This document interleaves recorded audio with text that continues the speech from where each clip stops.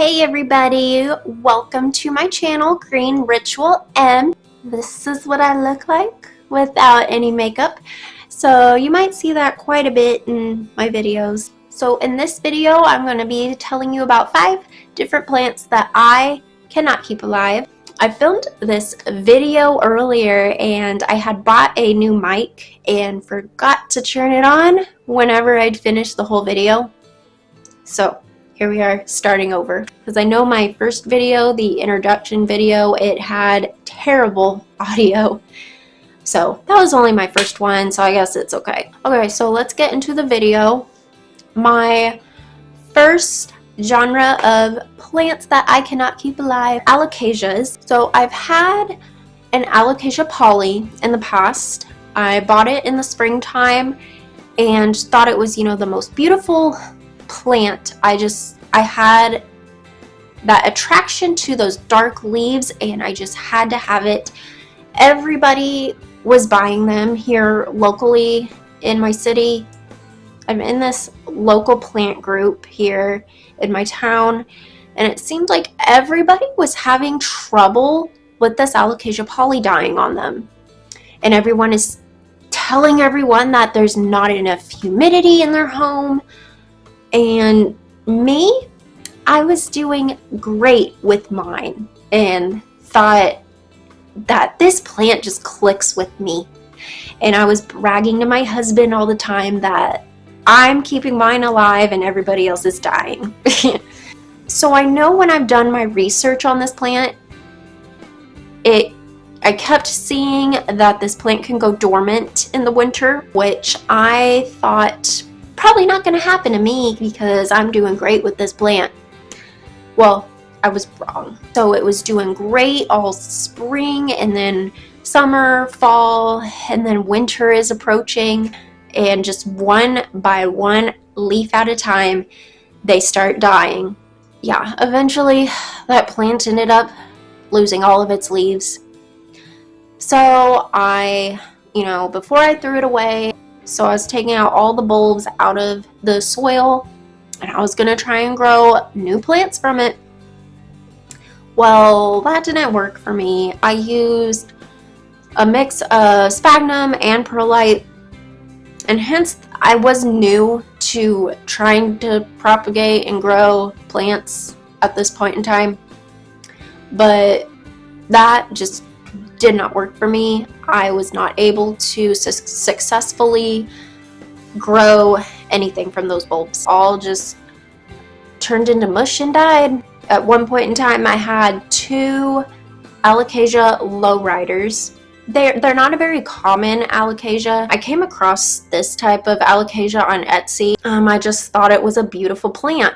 And so I had a small one and did pretty well with it. I was able to propagate and grow 2 new ones. I just thought it was a pretty easy Alocasia and it was growing like crazy.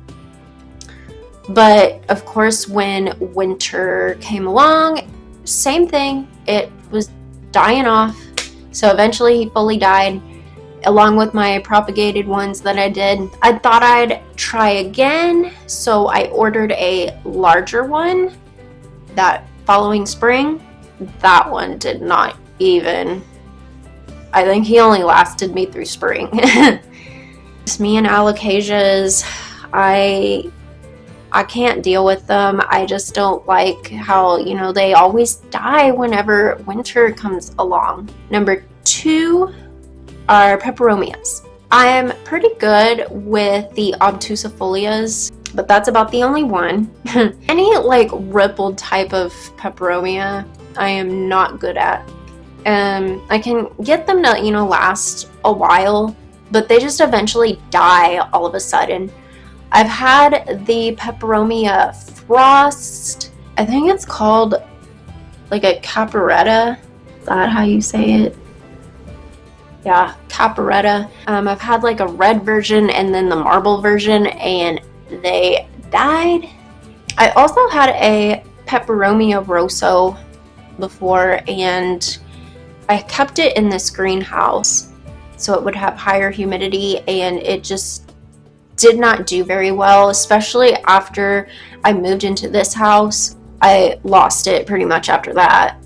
I just didn't handle the move very well, I guess. I do have this, it's a Peperomia pink lady. It's kind of a rippled version too. I had her in my terrarium and she was doing quite well and was a lot fuller than this. Now she's just one little stem. I was able to propagate her from one of her leaves a while back and sell that plant. I need to repot her in something smaller and see if I can get her to start over. So number 3 on my list are Kalathias. I've only had 2 types of Kalathias that I can remember. I have had the white fusion, which that one in general I hear is hard to keep alive, and I've had the trio star. I don't have any humidifiers or anything in my home. I just don't like to do that. I haven't had a Calathea in like 2 years. I just feel like those type of plants are just not for me, just because, you know, those Calatheas like to have high humidity and I just can't provide that, or I couldn't provide it at the time when I had mine. Now that I have a greenhouse, I guess like I could try again, but I haven't got to that point. I'm just not interested in trying Kalathias at all really at this point now. Number 4 on my list is the English ivy. I've had 2 different English ivies before. They can be in high and low light, and they can attach to the walls, but you gotta be careful with that because I guess it's hard to get them off. I had my English ivies in my bathroom at my old house. It had a window in there, so I had it by the window, but this window faced the south and it was low lighting because it was a kind of a small window, and plus it was in the bathroom, which could provide the humidity for it. The smaller English ivy that I had, it was just a little propagation starter plant from the local shop here in my town. That one didn't make it, and I just thought it was because it was a small little plant. Maybe if I had a bigger one, I would be more successful. So I came across one at Lowe's that, you know, it was much bigger, and I thought I could do a lot better with this one. But no, I was wrong. That's just not one that works for me. Number 5 is the money tree.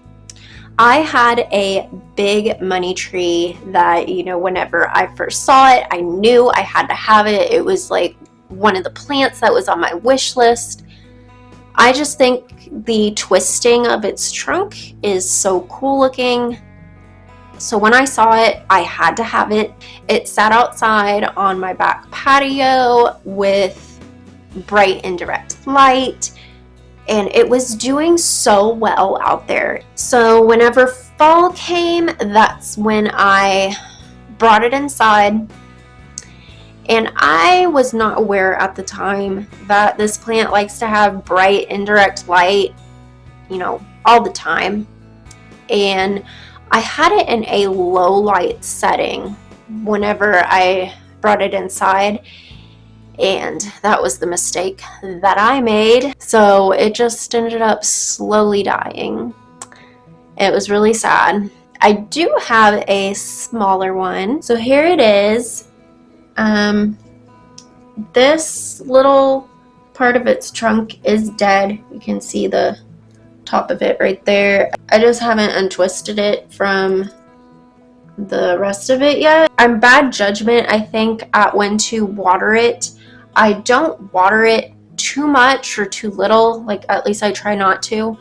My best judgment on what I do is I feel the trunk and see if it's kind of squishy, and then that's when I know to water it. Because I mean, these plants, they hold the water in the trunk. I've had a ponytail palm before and I almost killed that because I think I was watering that one too much. The plants that have the trunks like this, I'm just poor judgment, I guess, on watering it.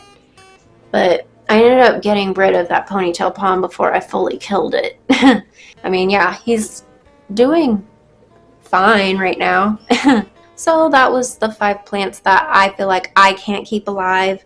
I just feel like people have certain plants that they are going to click with and then some that they are not going to click with. So yeah, you might do better with the plants that I showed you, but for me, they just didn't work out. But if you want to keep following me, please remember to like this video and also subscribe to my channel. And I will see you all next time. Bye.